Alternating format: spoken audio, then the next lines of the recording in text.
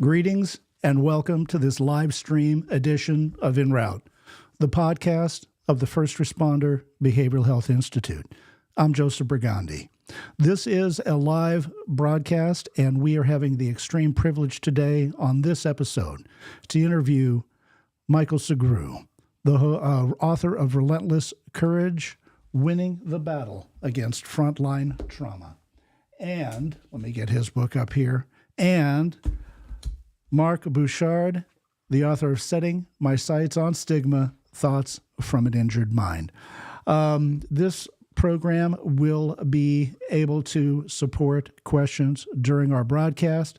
If you have questions for our authors, don't hesitate to go ahead and go to YouTube and put those in, and we'll go ahead and try to bring those into the broadcast as we can.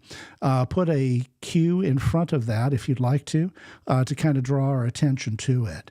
We're very privileged to have had over 430 people sign up on LinkedIn and another 100 between YouTube and Facebook. So we're going to go ahead and begin the broadcast and get these authors out pretty quickly. When we put this together, we did not expect it to be happening during the eclipse. This particular broadcast station is within the path of totality. It was not our intention when we put the show together, but one of the things that I believe in is synchronicity. And it just happened to be that when I could get both of these authors to set the time aside. So an eclipse, bringing things from darkness into light and being in the path of totality. Both of these amazing men are veteran law enforcement officers, authors, and constructive disruptors in this space. And they're offering us their perspectives and their life's experiences as police officers and people that have gone through the journey of post-traumatic stress and injury all the way to recovery and post-traumatic growth. So I can think of no better time than to go ahead and hold this particular broadcast, and it is certainly my hope that we're changing the paradigm and shifting the perspective, bringing darkness to light, and smashing the stigma of mental health care. So if you are in the path of totality of the eclipse, please make sure that you've got your glasses on and before you step outside and watch it. And now, without further ado, allow me to introduce Mark Bouchard and Michael Sugrue. Gentlemen, welcome to the Enrol podcast. Good to see you both. Thanks so much for having me, Joseph. You bet. Let's start with you, Mark, just because you're on the top. Tell everybody a little bit about yourself, what you do, and a little bit about your book. It's only been out, 6 months now? Yeah, thanks, Joseph. It came out in November 2023. I did 14 years of policing with the Delta Police Department, largely on patrol. And then I did 6 years on our emergency response team, which is the regional SWAT team for basically Vancouver. I transferred to the RCMP in 2020, did another 3 or so years on patrol. We call it general duty in the RCMP with a part-time position on a bit of a more rural SWAT team. And then I just transferred out to Ottawa. Now I'm helping to run our National Tactical Medical Program. So yeah, that'll be pretty awesome. Outside of that, I also did a master's degree in leadership, where I did a research project on police culture and the impacts on police officer mental health. And I just took that and basically put a lot of that into a book. So it's, a lot of books end up being kind of more of a story, and then they have lessons at the end. Whereas I tried to go chapter by chapter on topics that I needed, which include things like emotional pain, trauma, lethal force psychology, even sleep science and suicide. So, and I had a chance to read Michael's book and learned a lot from it. And I even mentioned it in my book. So thanks for having me on. And last thing I'll add is I'm one of the faculty here for the First Responder Behavioral Health Institute, where I've been creating a course on lethal force psychology and police culture with Joseph. So thanks, Joseph. You better believe it. And Michael, your name has now become synonymous with the term smashing the stigma. I'm not sure if even you're aware of the impact that you've had on your brothers and sisters in law enforcement and the first responder community, and how much your book has motivated others in their path to healing. I hear your name all the time now. When I'm working with clients, I hear it with police officers. Some of them come into my treatment suite with it under their arm and highlighted.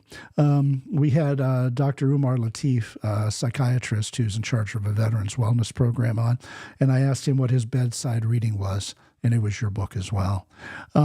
So tell us a little bit about your journey into this space, what brought you here, and a little bit about Relentless Courage before we go into some of our questions. Absolutely. So I'm from the San Francisco Bay Area. I come from a law enforcement family. I first started out in the United States Air Force in 1998, and I served in security forces, served all over the world, South America, Middle East, Europe, all over the United States. Got out in 2004 as a captain, went straight into civilian law enforcement here in the San Francisco Bay Area in California. A bunch of different assignments from patrol officer, field training officer, detective, was undercover 2 years on a state drug task force, patrol sergeant, and PIO, public information officer. My journey really started as a brand new sergeant. Back at the end of 2012, I was involved in a very traumatic, fatal officer shooting. And that incident literally caused my life to spiral downward. And literally, I lost my marriage. My health started to fail. I got to the point where I didn't want to be here anymore. I literally was trying to die in the line of duty. And after 4 years of suffering in darkness, I finally got the strength and courage to ask for help in December of 2016. And that phone call saved my life. And a couple years later, I came through the other side of post-traumatic stress injury. And I retired medically, and I could have gone away just quietly at that point and lived my life, but I felt a calling, and I felt an obligation to share my story, because my story is so many other people's stories.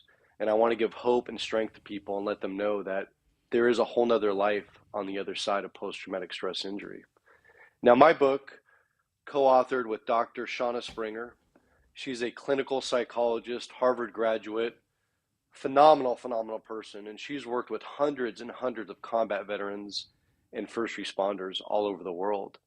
And she's really the one that made this book happen. And right before COVID, we collaborated, we came together, and in April 2022, this book came out. And this book is very unique. I don't know of any other book like it, because it offers a gut-wrenching, gripping, true life story, which is my story, all the way from childhood until current day.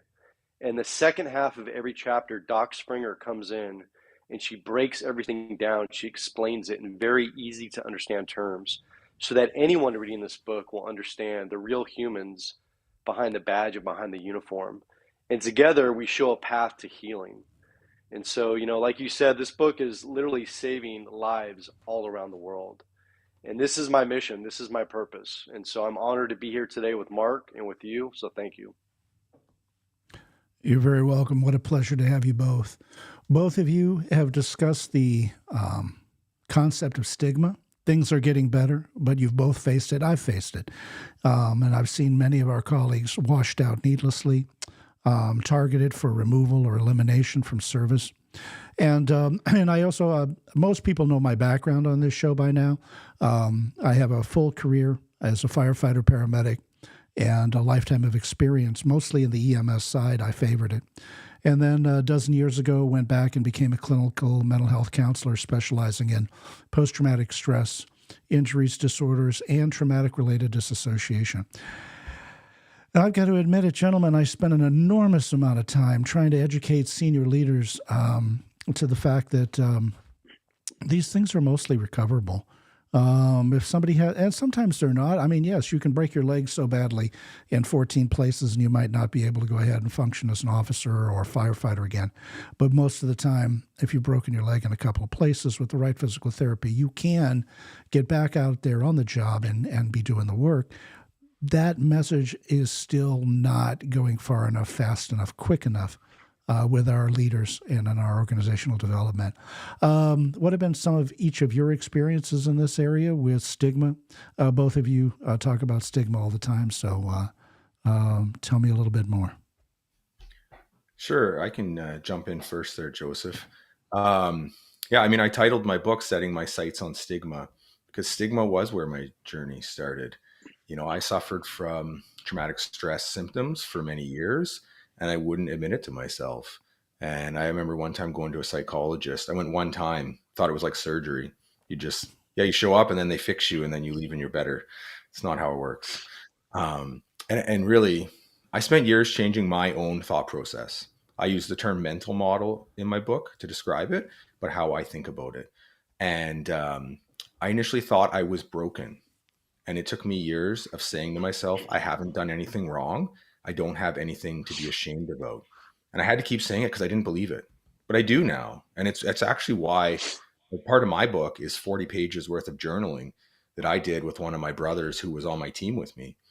And I shared everything. This is a time when I was off work on stress leave, like failed a psych exam, my return to work attempt, and it's me bearing all my hardest moments, but it's also me sharing what I learned and what helped me to heal.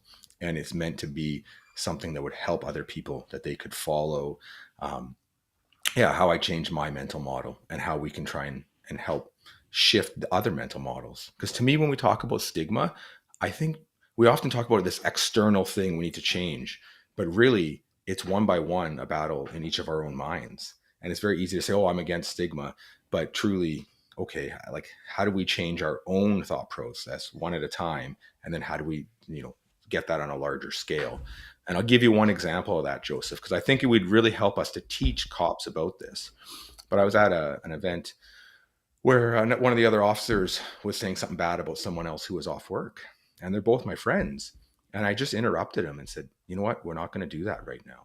Because what that actually is, that's someone spreading stigma. And rather than that, I talked to him after the fact and just said, hey, man, like, that's not cool. That's not like, we're not going to do that. We don't know what's going on with them. And what we've learned from some of the stats is how prevalent mental health disorders are within policing profession. And I can quote the ones out of CIPSRT up here in Canada. They've done a big study within the RCMP, which is my organization. Initially, they found it was about 50%, and now they're finding actually up higher, closer to 65% of police officers would meet the clinical definition for one or more mental health disorders. And ultimately, what we want to do is change some of the coping strategies that people are using so we can change the outcomes in the long term and have people, like you say, recover and be healthy over the long term. Absolutely. Michael, what are some of your thoughts on stigma, and how have you seen that play out with some of the leaders that you've encountered in your career and at some of the agencies you visit? I think stigma is the single biggest factor preventing people from seeking help. And it starts in the academy, it starts in day one. We are trained to go out there and put our lives on the line and go to the worst, most heinous scenarios and situations that anyone can imagine. And we're also taught early on to just move on from call to call to call without actually, talking about what we see and the effects on us. And instead, we learn to joke about these incidents, gallows humor, and we talk about this in the book. And so that's what starts it. But then you move on through your career and it perpetuates itself. And you have leaders at all levels who are not being honest, they're not being vulnerable, and they're not sharing their own personal experiences dealing with the trauma on the job and the effects on our physical health, our mental health, on our relationships, on our loved ones. And for me, that shame associated with talking about feelings and emotions and seeking help, that's what prevented me from asking for help. And it got so bad where I literally thought I was the only one. I thought nobody would understand what I was going through or how I was feeling. And it turns out that the way I was feeling and the reactions to what I was experiencing was actually normal.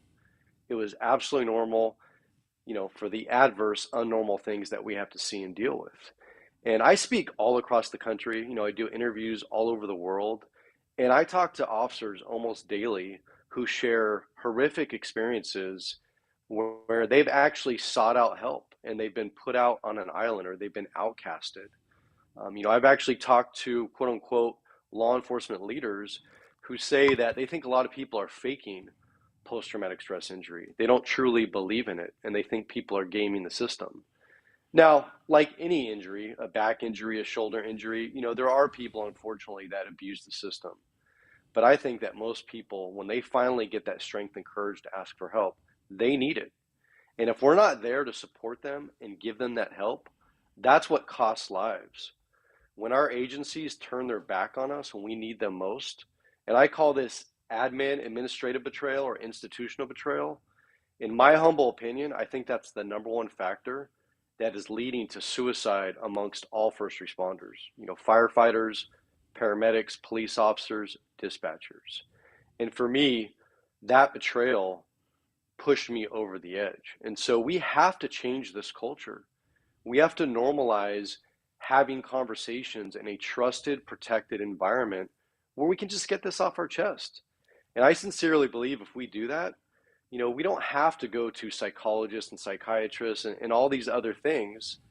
But if we create a culture where at work we can talk with our fellow brothers and sisters and just get this off our chest as it's happening, I think we can get through a full career and come out healthy on the other side. But until that culture changes, then more lives are going to be lost. And that's the ugly truth about this. I couldn't agree more. It is one of the biggest issues. Moral injury, sanctuary trauma. It's known under a few headings now. Institutional betrayal. When you're wanting to go ahead and express yourself and some of the concerns, and you're being ridiculed, harassed, or not treated with respect and dignity. Regrettably, it does happen. This is one of the reasons we also teach organizational development psychology courses here at the Institute, and we encourage people to examine that because truly, most people are promoted because you're a great cop. You're promoted because you're a great gifted paramedic. That doesn't mean that this person has one leadership skill or has ever managed 14 rescue trucks and 15 fire trucks for a 24-hour shift ever in their life. They're extremely gifted at being a firefighter or gifted at being a paramedic or a cop. That doesn't translate into leadership development skills. This is a learned skill, organizational development and OD psychology. You can get a master's and PhD in this, so the training in it can go on for a long time, getting it right. It's something I aspire to, and I like being a good leader. And I failed many times at it, and I'm constantly learning how to do it better. And I know how to apologize to my people and let them know I wasn't as right as I could have been that day. And that I want to go ahead and encourage their input. But unfortunately, in some agencies, we don't do that. And I've seen this also go down with critical incident stress debriefings. They get a bad name now. And one of the issues I think behind that is in an organization where there is a culture of kindness and respect and appreciation and solid leadership, they do okay. In cultures where there's a toxicity or a poor leadership model, they suffer, and people are going to suffer when they're in those, which is one of the reasons we move over now to more of a critical incident stress management philosophy, and then trying to go ahead and embed and incorporate co-responders, counselors, and therapists in the organization. I also liked what you had said, Michael, about the fact that you don't need to go to a therapist all the time. You don't need to go to a psychologist. What you need is interagency trust, collaboration, and to have your voice heard. What do you guys think about that?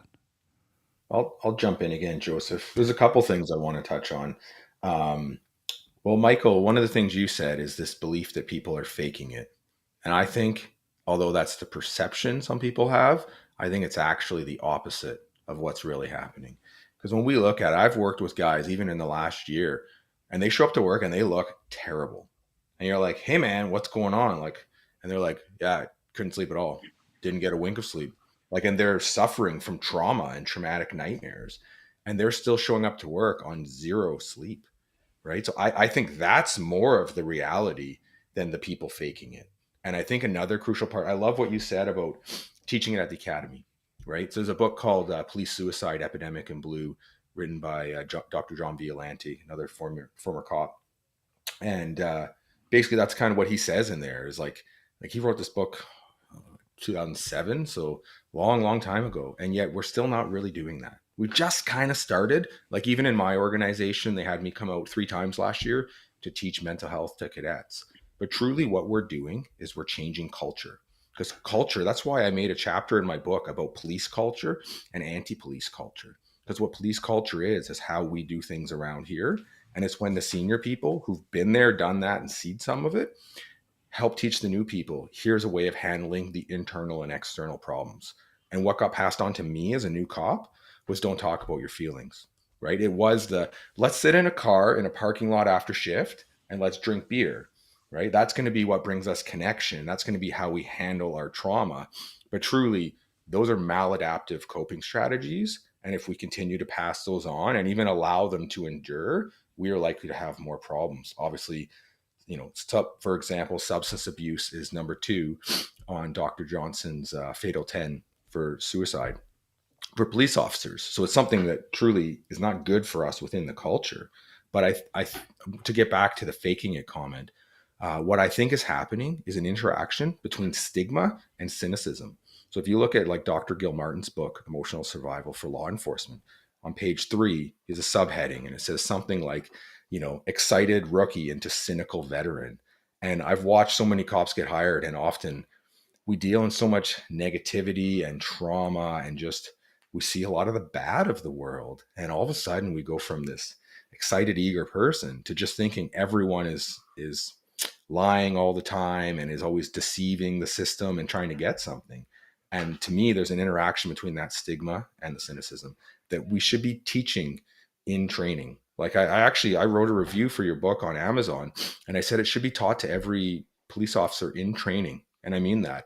And it shouldn't just be, here's your copy of the book. It should be, let's take these concepts. Let's take some of the concepts from Gil Martin. Let's take some of the concepts that you talk about, and let's actually make it mandatory that you learn about it in training.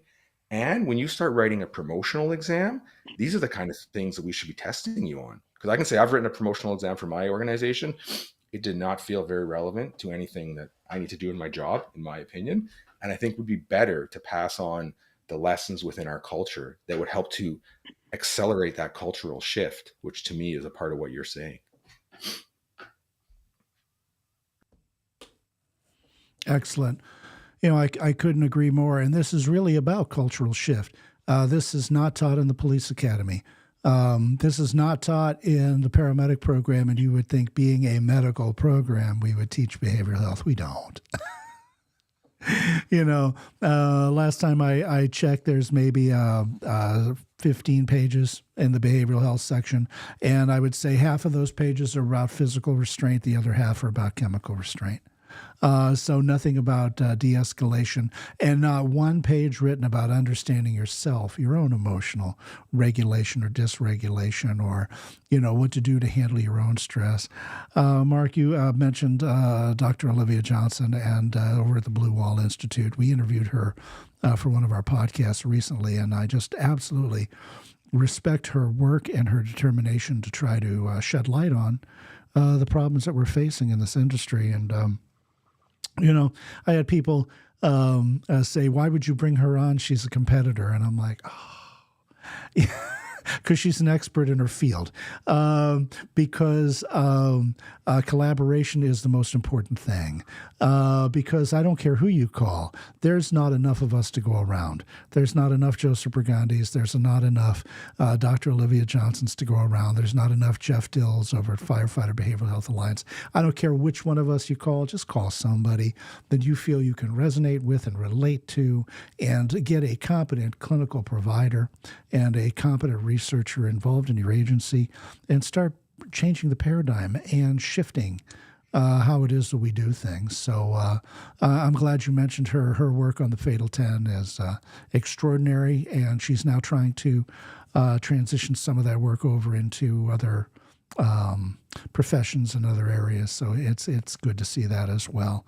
One of the things that you have both talked about in your book is something that the public doesn't quite understand: the psychology of lethal force. They unfortunately look at our news media, and I suspect it's slightly better in Canada, but not much. And they'll go ahead and, somehow, imagine that officers are comfortable with lethal force decisions. I've been on scene when there have been loss of life incidents, and our frontline officers feel that trauma. And either way you go, whether you use lethal force or even sometimes when you didn't, there's a psychological buildup of trauma. What would you like to give voice to, either one of you or both of you, preferably, on the psychology of lethal force? I would say that there is a big misconception. I think the general public watching the news and the media would think that, most, if not all, police officers are involved in shootings or fatal shootings. And the truth is that less than 1% of all police officers are ever involved in a fatal police shooting. And truly can happen anywhere, anytime. It's not always the most dangerous city. I mean, literally, it can happen to anyone. And we train for it, we talk about it. But until that day actually comes when you have to use lethal force and it's right in front of you, we don't know what's going to happen with us. And for me, it wasn't just my shooting. That was my tipping point, because I had already had years and years of hundreds of traumatic incidents before my shooting that I never talked about, I never dealt with. And for me, the shooting was kind of made my jar overflow. And here's the deal, right? So in my case, it was fully investigated. I even went through a federal trial 4 years later. I was cleared on all levels. We saved a couple. I mean, we literally saved the lives of a couple and saved our own lives. But the fact is, I have to live with the fact that I took a human life. And that happened the end of 2012. And here we are, 2024. And it still haunts me. It still affects me. And I know it will affect me for the rest of my life. And this is where moral injury comes in. My shooting was 100% justified. It was under the law. We saved lives. It checked all the boxes.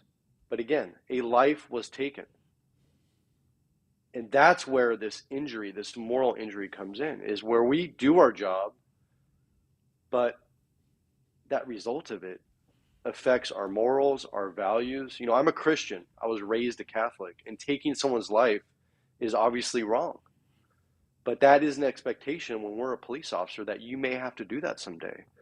And I think that, the general public, they watch all these TV shows and these movies, and they think the officer gets involved in a shooting and the next day they're back at work and they just go on with their merry life.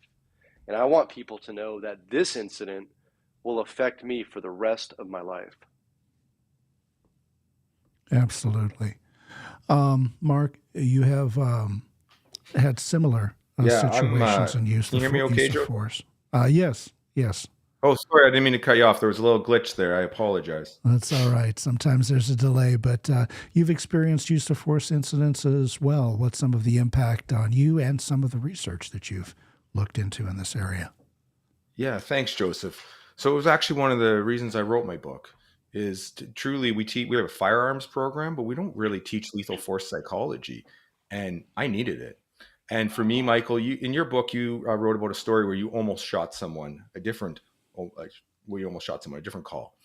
And I've had numerous calls like that. I've had 3 suicide by cop attempts. I have not shot any of them, but I've taken my gun off safe a couple times, and kind of like you described, been very close. And after the first one, mine would probably be about 2010 or 2011. I was rocked by nightmares, and it really, really bothered me. And I really couldn't wrap my head around it. And it made me go from wanting to be a fraud investigator and a school liaison cop to getting on the SWAT team, because I wanted to learn more. I wanted to get better at this and understand it. And there's just so much there. There's really much like your book should be taught to cadets, police recruits. So should books like On Killing and On Combat. Those concepts, and to me, the biggest one, the most central aspect that I get from On Killing is our resistance to lethal force. Okay. That's not a human thing. This is in many species in the animal kingdom. They could be very vicious animals, but they do not want to kill their own species, and how much it can impact us when we do.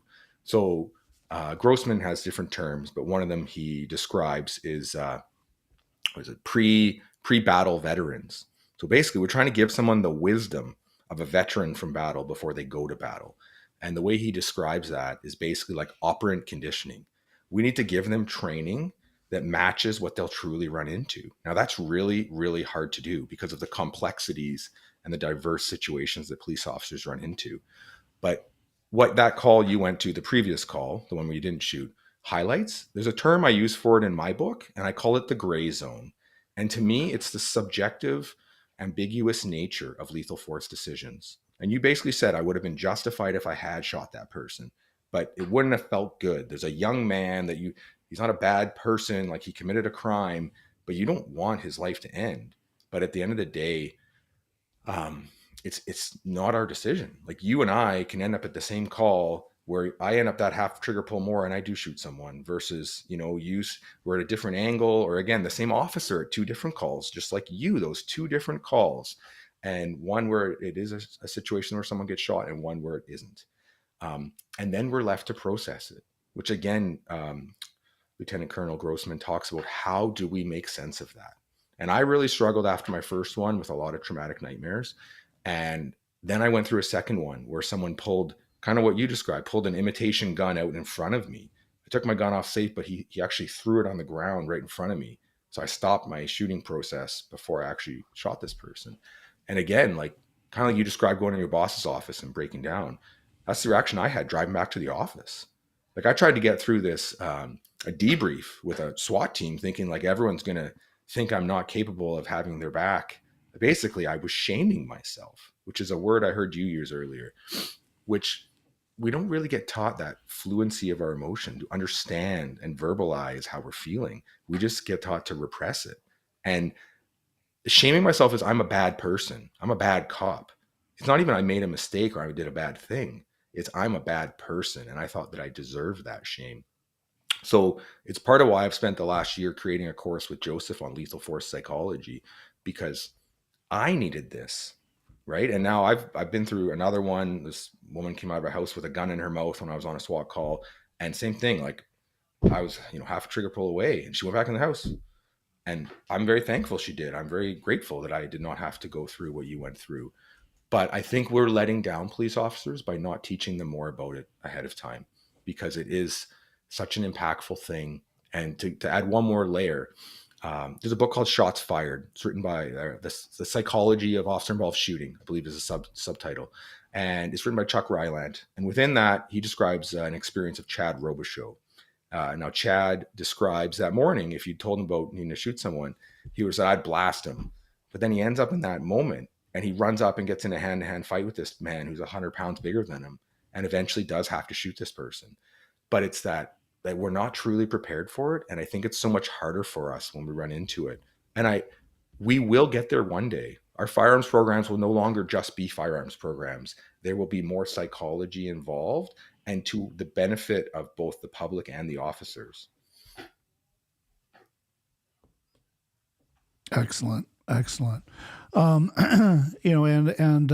I've seen that play out so many times in the field myself, where there was a resistance to shooting and there was definitely a clear justification. Why people don't realize the emotional impact.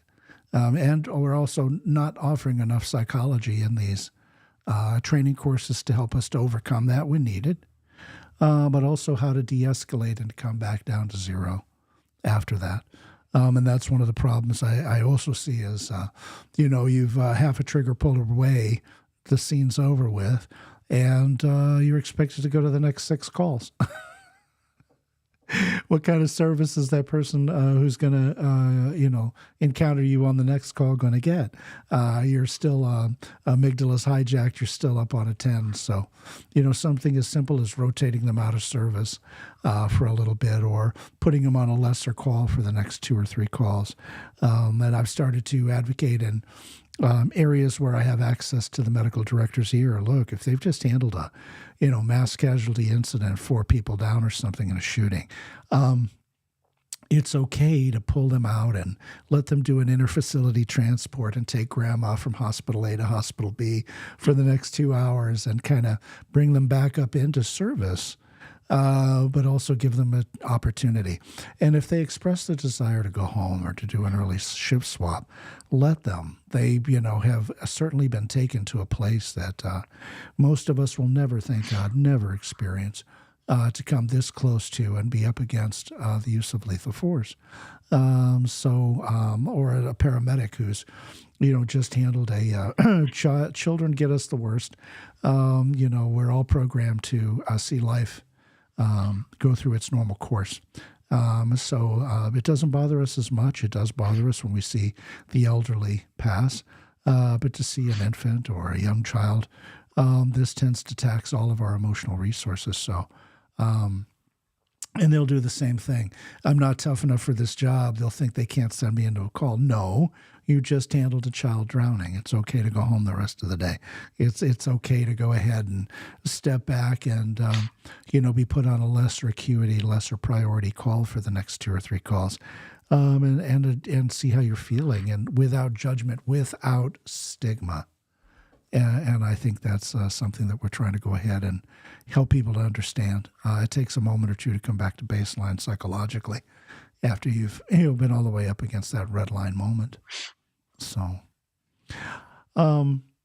we also talk about mental models. People don't understand that. Well, what are we trying to say when we talk about mental models? I can jump in on that, Joseph. Go ahead.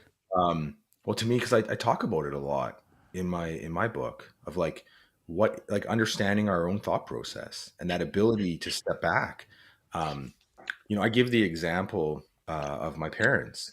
My grandparents smoked and drank like crazy, like 2 packs a day, heavy drinkers, and they were so unhealthy and in pain in their later years.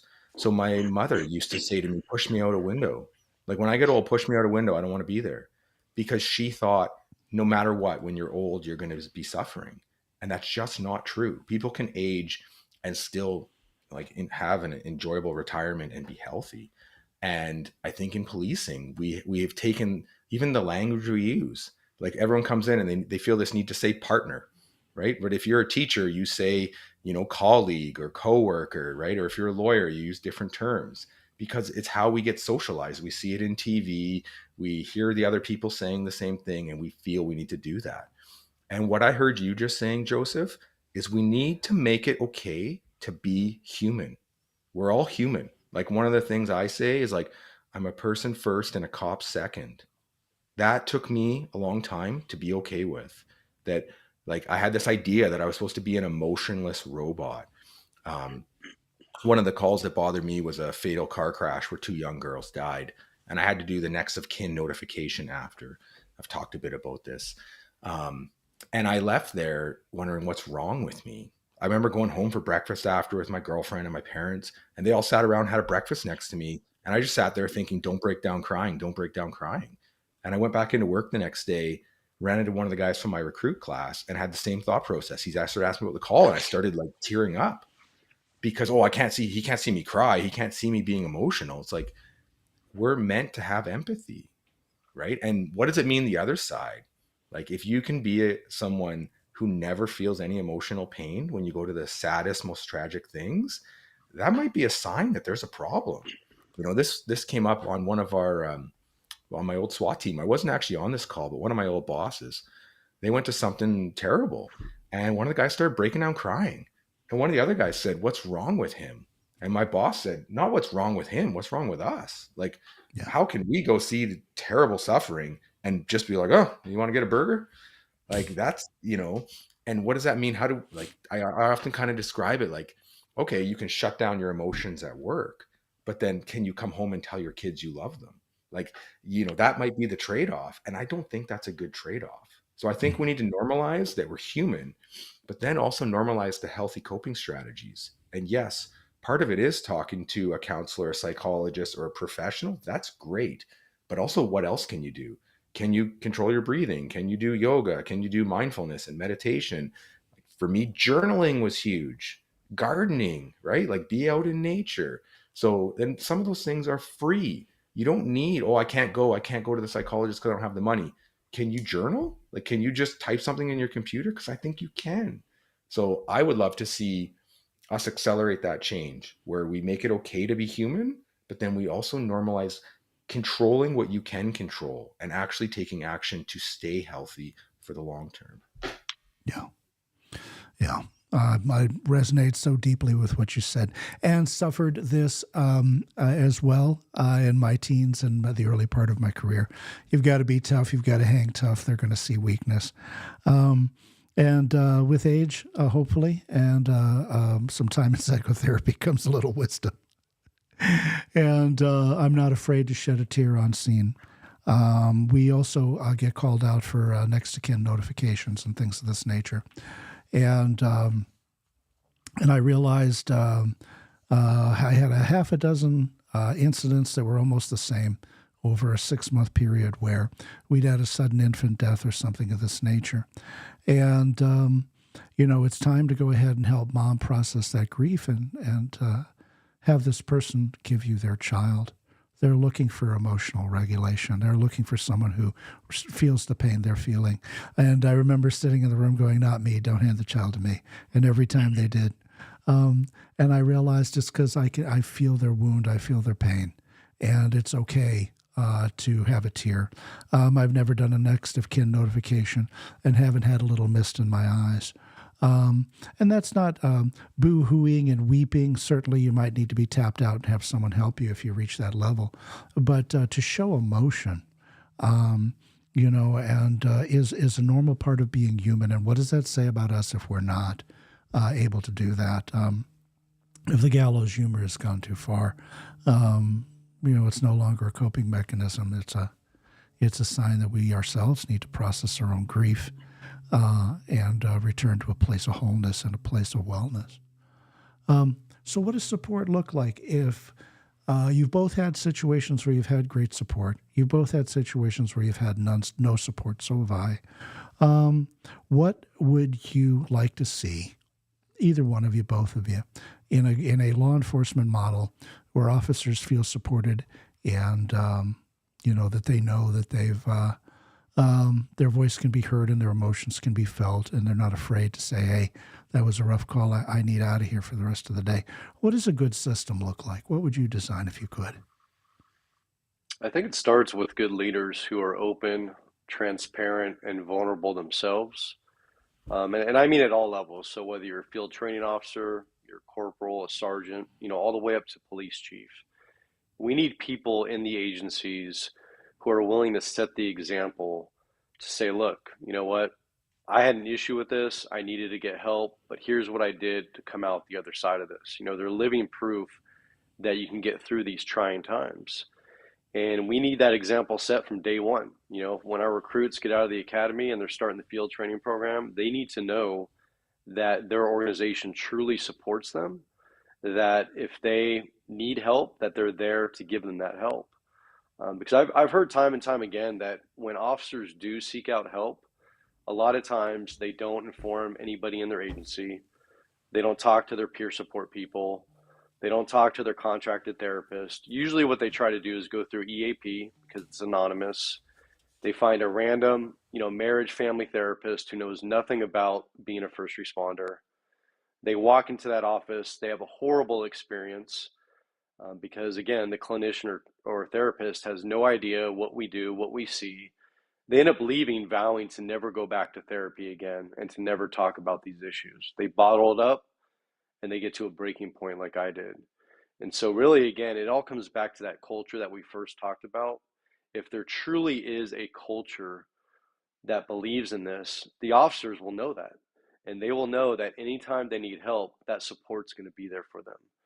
And I think in my own personal example, and I talk about this in my book, but it was about 8 months after my shooting, and I got called into an administrator's office, and I was hurting. I was dealing with a lot of things at home, and I didn't have that strength and courage to admit that I needed help. But I know that if I would have asked for help on that day, I'd still be working. I wouldn't be retired.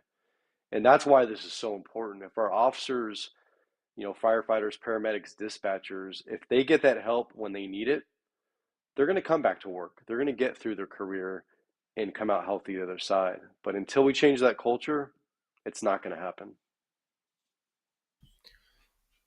I could jump in on that, Michael. I think that last thing you said is so huge. That if you had known that, if you, not that we can go back in time because we can't, but how many people can learn that from you? Like, how much can we change the culture by having that be the thing that cops hear in training? And then they go, oh, I can learn from that, right? I start every chapter in my book with a quote. And the start of my chapter on trauma is a quote from Dr. Jody Carrington. And it says, PTSD is not a mental illness. It's a psychological injury. And something like, the sooner we seek help, the better the outcome. And I think that is such a crucial point.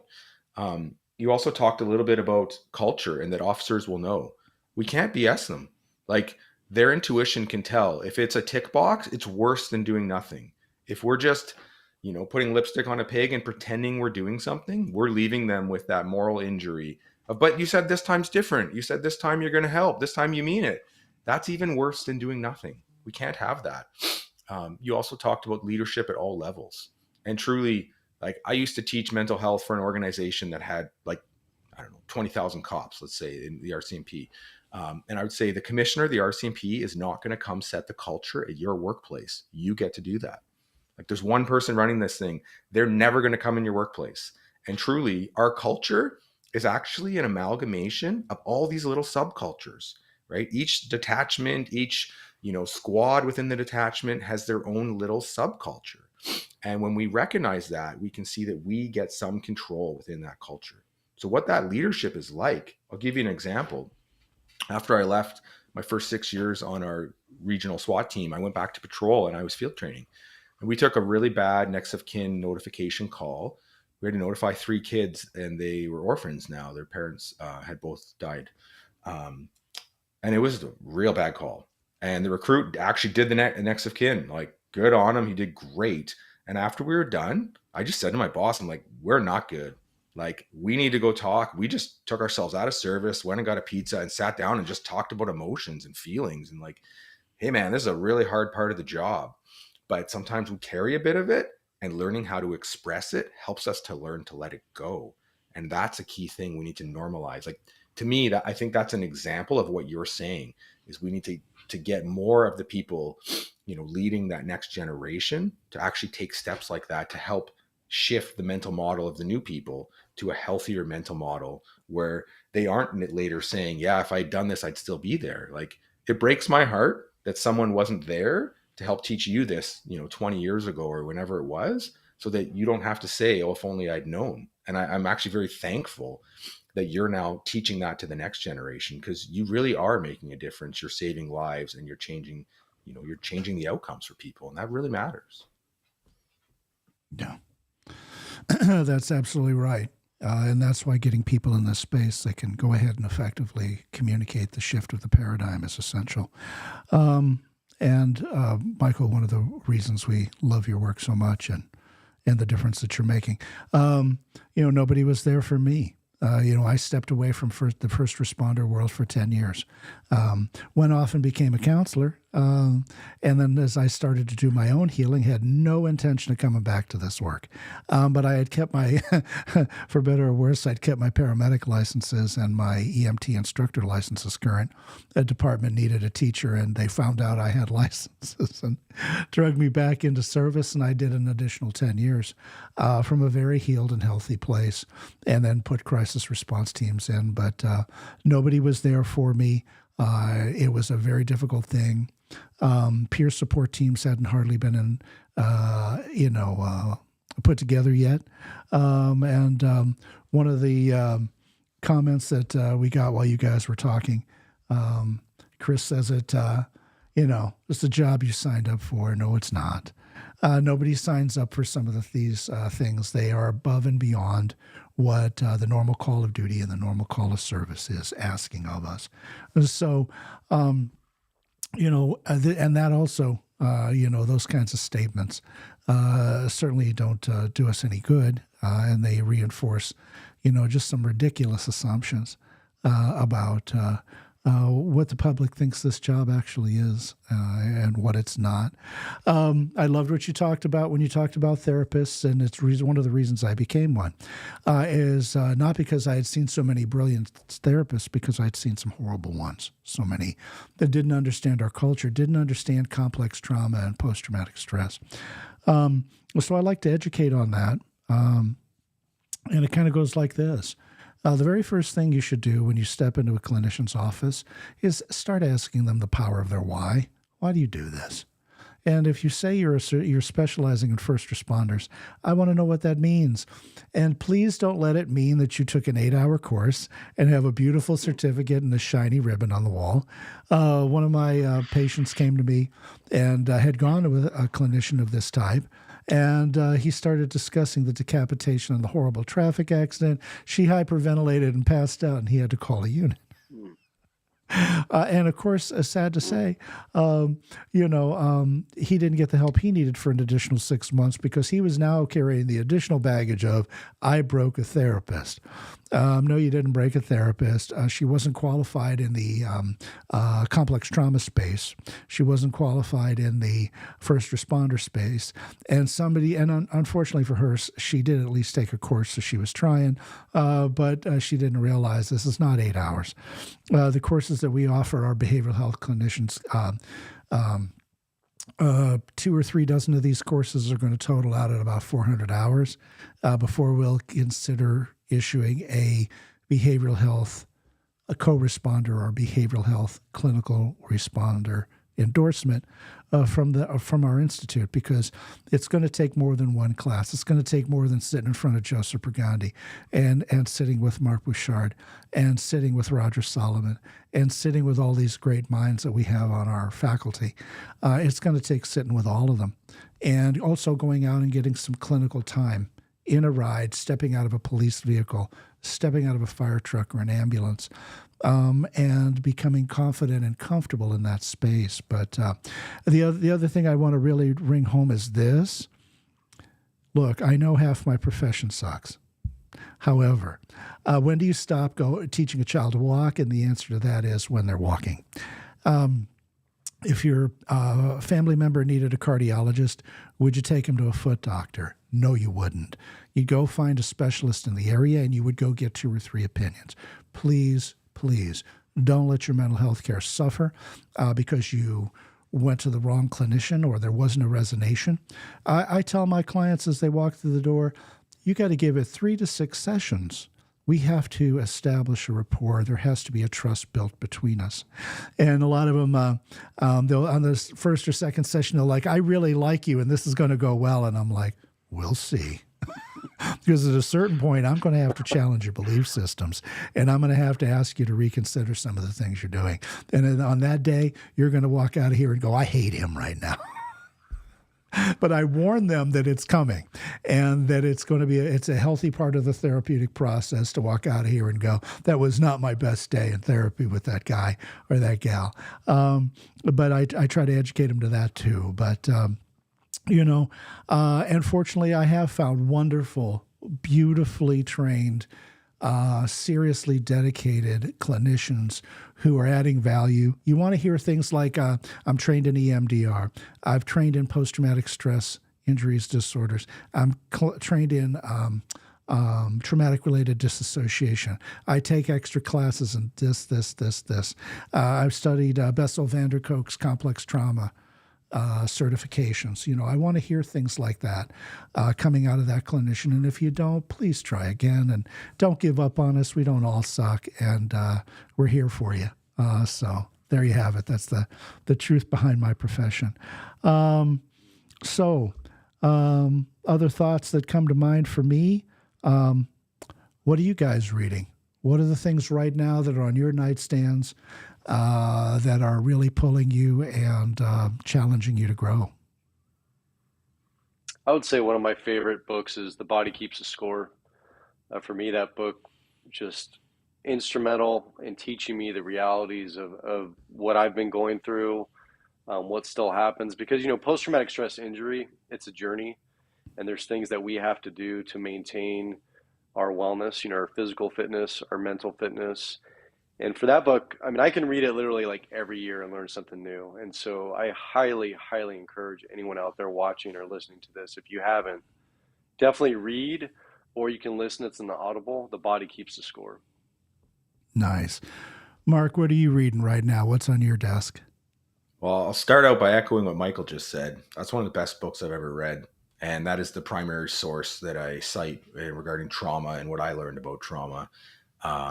It's actually, I wrote a book review of it, put it on my website. I got a handful of those, and that was one of the ones I thought was so important. Oh man, lots of books, like something like about sleep, like Matthew Walker, Why We Sleep, obviously bi-directional relationship of sleep and mental health. And, they throw us into it as shift workers, but don't really teach us how to manage it. So then we're drinking a coffee at 4 a.m. and then we wonder why we can't sleep at 6 or 7 a.m. when we get off shift. I just started reading Judith Herman. What's it called? I just pulled it up. Trauma and Recovery. I heard about that from a acquaintance of mine who's a psychologist, and pretty awesome book. Also, it's kind of like Body Keeps the Score, just learning as much as I can about that stuff, and then trying to be able to translate it in a way that makes sense within our culture. Do you got that right next to you? Did I hear you pick that up? It's on my phone. Okay. Yeah, I read a lot on my phone, so I do the Kindle version. There you go. What's the name of that book and the author again? Judith Herman, Trauma and Recovery. It's actually a great book. It goes into a lot of like stuff about rape survivors and about survivors of the military, kind of like that overlap of people being traumatized. I heard about it from Dr. Tim Black, who's I forget the right term, the head clinical director for Wounded Warriors up here. And he's a fantastic psychologist with a ton of knowledge. So I heard him speak about it, and I thought, okay, I'll listen to it and see what I can learn on that one. Nice. Very nice. And for me right now, I've been checking out this one. It is amazing. It is called Reducing Secondary Traumatic Stress, Skills for Sustaining a Career in the Helping Professions. We went ahead and got a hold of this. It was quite a surprise for me to get my hands on this one. It's only been out since late 2022. It's not gotten a wide audience yet.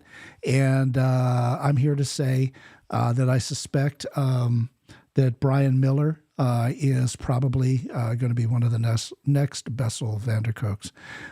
His work was originally written for therapists who are dealing with complex trauma patients themselves. And we just completed at the Institute, and we're giving it away, and it launches next week, a 3-part series with the Dallas Children's Advocacy Center.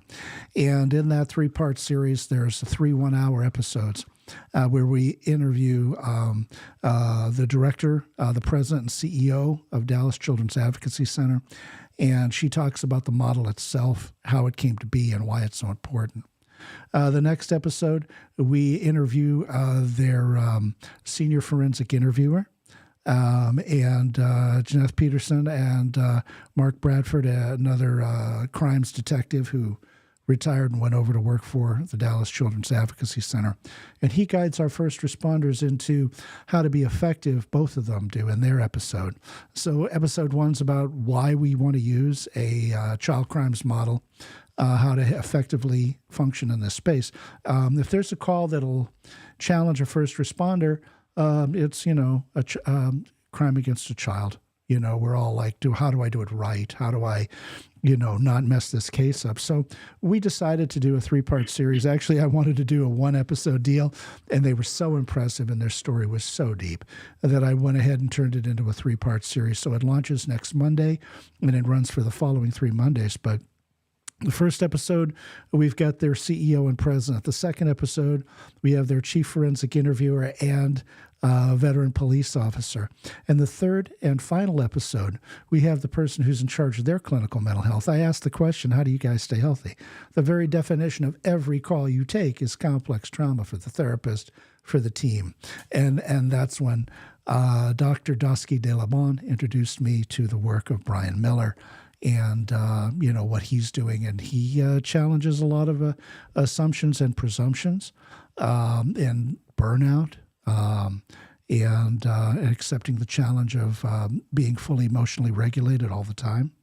And it's such a great book that the very first thing I would suggest when you get done reading it is reading it a second time. It's one of these very powerful books that, for under 200 pages, it's very, very deep and very, very heartfelt, and I think he's going to change a lot of lives. I've reached out to him, and we hope to have him on a live stream in the future as well. So tell me a little bit about where we're going in the future, shifting the culture of policing. what's left to do? What are you guys both doing? Michael, I know that you're available to agencies. Mark, have you reached the point where you're consulting with other agencies yet and getting out there? I haven't yet. I actually just did my first group purchase to like a peer support kind of program for my book. Mhm. But I'm still full duty, like, and you'd know from our talks, but I've typically been working countless hours of overtime and call outs still, I was still operating as of, last month, truly on a reasonably busy team or SWAT team, plus patrol. So it is something I'd like to get into more in the longer term, but I really want to change it from the inside. Like, I don't want to leave. And I say that, I heard Dr. Stephanie Kahn say this once. She's a police psychologist, retired cop. I think the world of her. She has a lot of great things to say. And what she said is that police officers want to hear this from a peer. She says, Yeah. they don't want to hear it from me. I'm now a psychologist, even though she knows more than you can imagine about it. They want to hear it from a peer. They want to hear it from someone who's been there, been in those shoes, done it. And that has been something meaningful to me, is like, I can learn enough about, reading Dr. Bessel van der Kolk's work, like learn enough about the topics to translate it into our culture, and then to try and live, as a bit of a role model, right? Like, talked about that example with the recruit, where you model the behavior. And step Yeah. one is to regulate yourself, to learn about yourself, to actually walk the walk, and then to help mentor that next generation. And the fact that my organization is being super progressive about it, we actually have this longitudinal study that's going to go on for years, all about mental health and policing. It's like, in my opinion, groundbreaking across the globe. It's coming out of SIPCERT, Dr. Nick Carlton. So I really believe that we're moving that ball. Again, they flew me out 3 times last year to speak, and it's not just me. We have several other people, very knowledgeable, awesome people coming to talk about it. And to me, it's, that's how we change this culture, is we get people out who've been there and who can normalize that mental model for them. And to give you an example, one of the officers who goes has been through numerous police shootings. And what he actually says to the cadets is, the most courageous thing I ever did was ask for help. That was the hardest thing. And to me, I'm like, man, this guy's done the craziest stuff. And yet here he is. And I tell him, I'm like, dude, you make it so they won't have to say that. Because you've come here and said that, you've shifted their mental model. And now they'll be able to do it and be like, no, what do you mean? It's normal. Right. So, like, because you've done it and you've normalized it for them, like, that's such a gift that you give to hundreds of people at a time. Like, that's so amazing. There you go. Michael, where are you going to be in the future? What kind of speaking engagements do you have on deck? There's actually like 4 or 5 pending all over the United States. I will be in Ohio in October. I'll also be doing something in Northern California in August.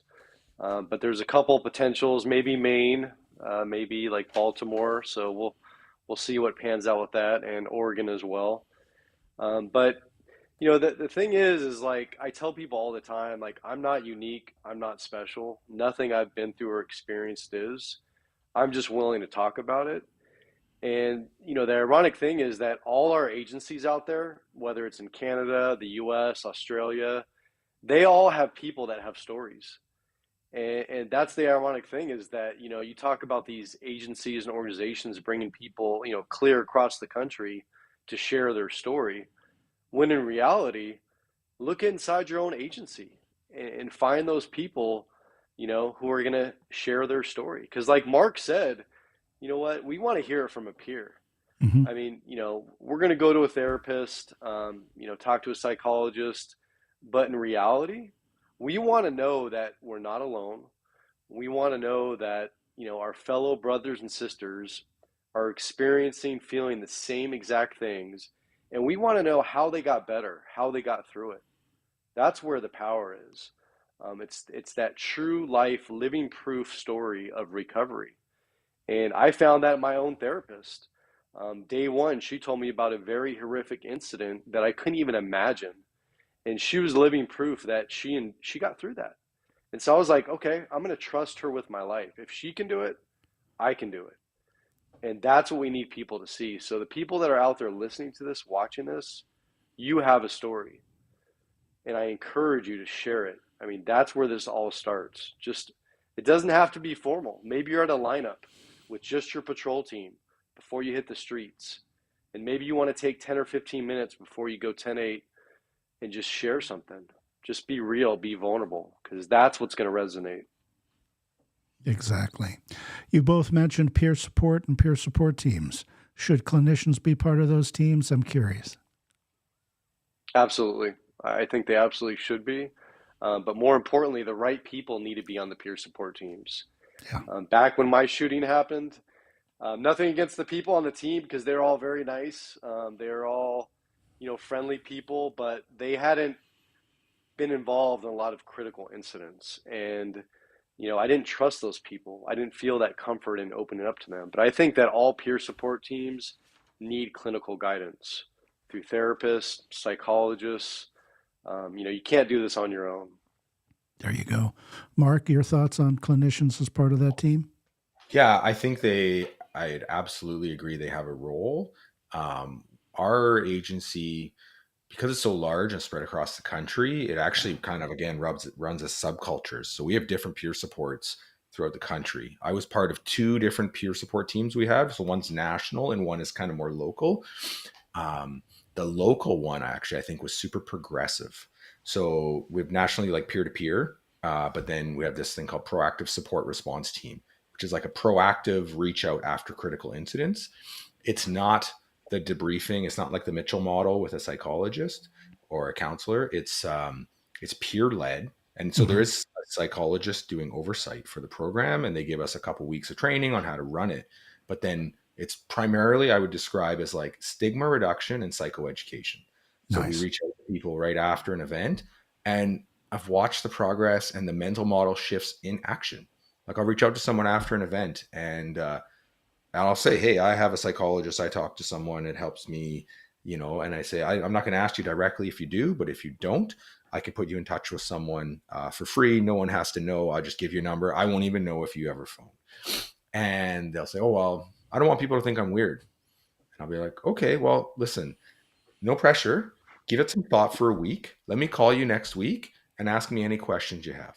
And all of a sudden, next thing you know, they're like, yeah, I gave it some thought and sure, actually, I'll give it a try.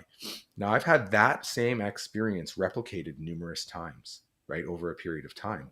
And then, so we have that one, we call them diffusings, which is like shortly after, just a quick check-in and a little stigma reduction and a bit of psychoeducation.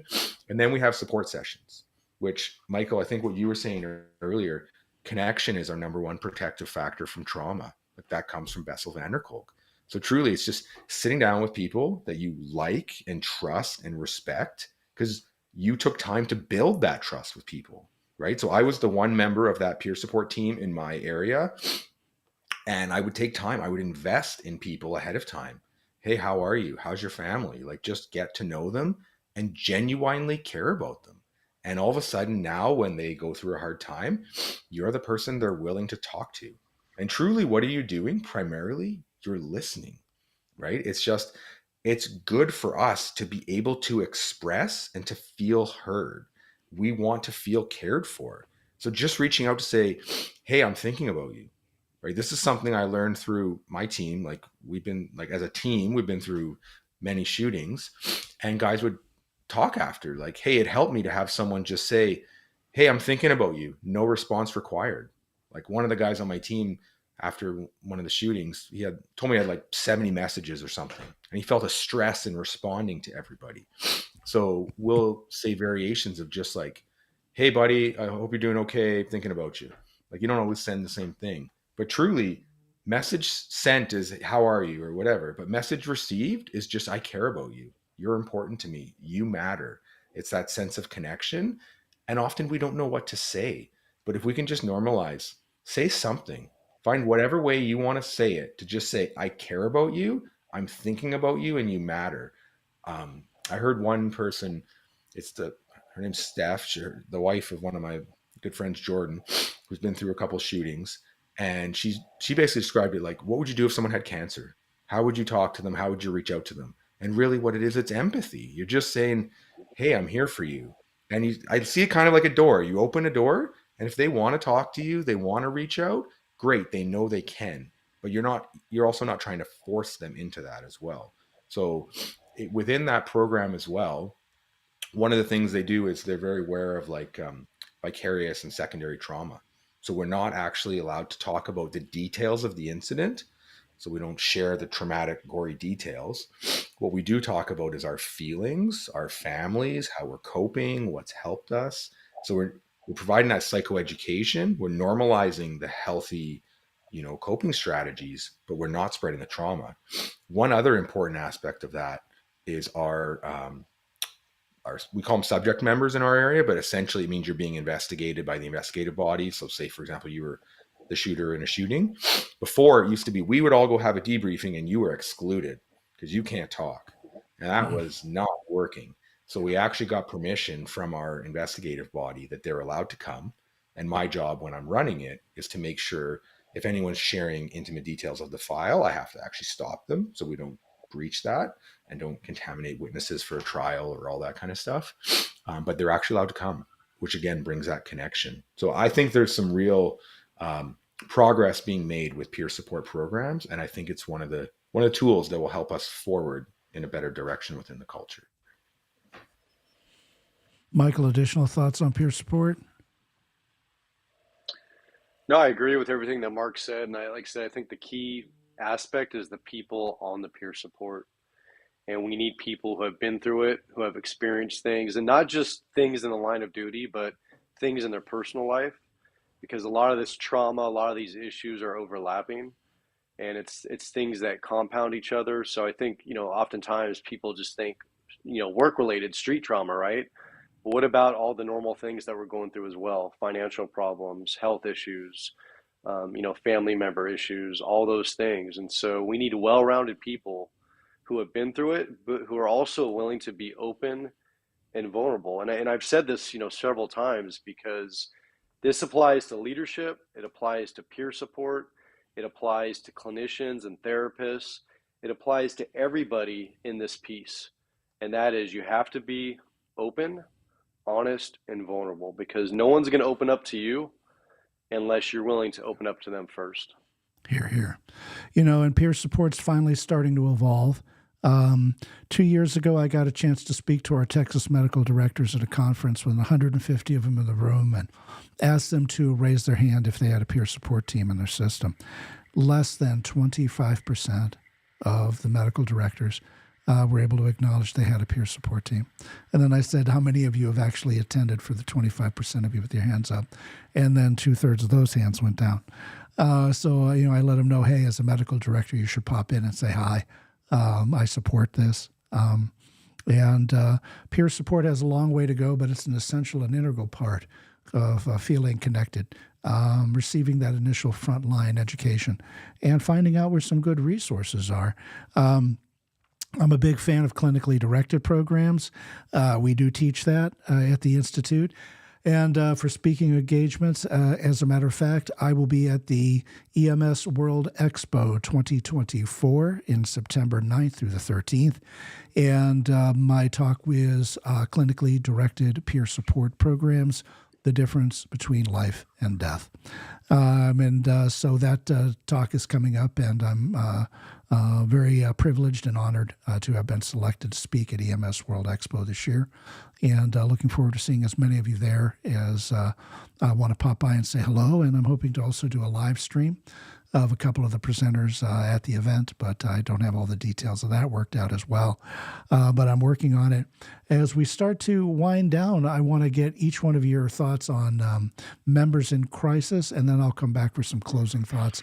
What do you have to say to our members that are struggling, Mark?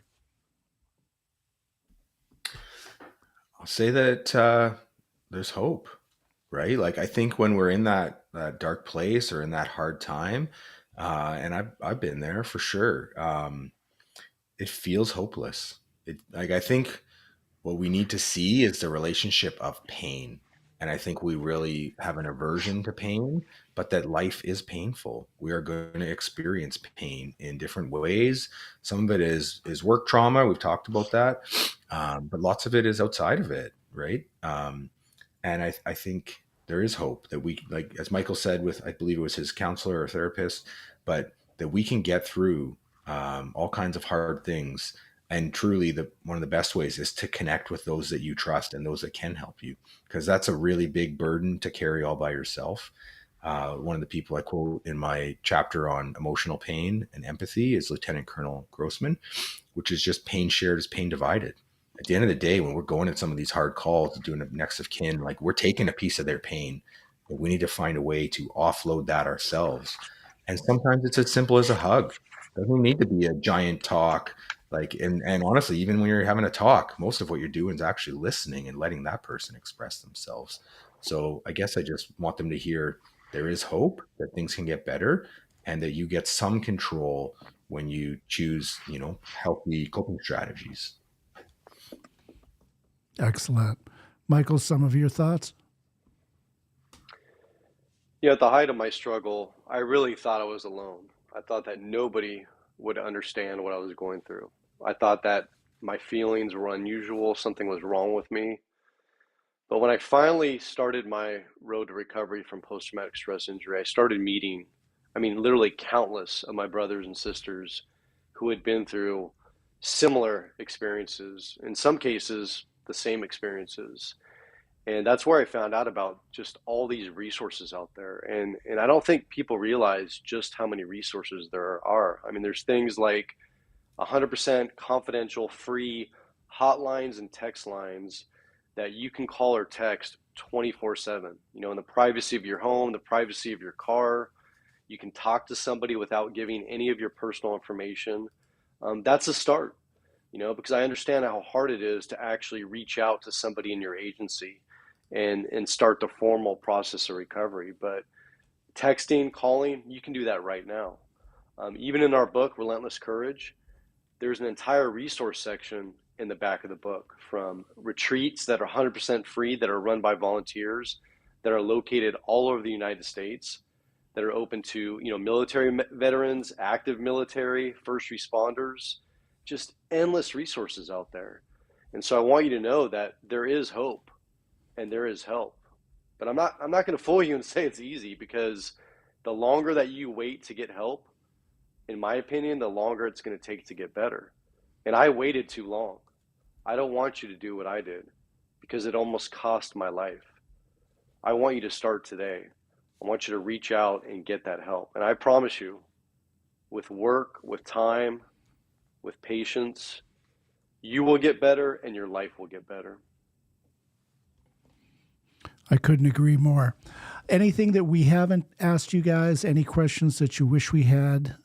Any parting and final thoughts as we start to wrap up and get ready for this eclipse? Anybody, or any questions that come in from our audience? I don't see a lot of questions there. So, parting thoughts, gentlemen. Sure, I'll jump in. I think it's that, honestly, the public doesn't really understand policing, right? And even sometimes cops and police managers, supervisors, leaders don't really understand the nature of some of the challenges. It's for me why in my book, like the lethal force chapter and the police culture and anti-police culture chapter were so important. I dive into things like the safety priorities, right? Like an example, like Michael's call, where we're responding to a call from the public, right? That's 80% of police lethal force, is that we're going to help the public.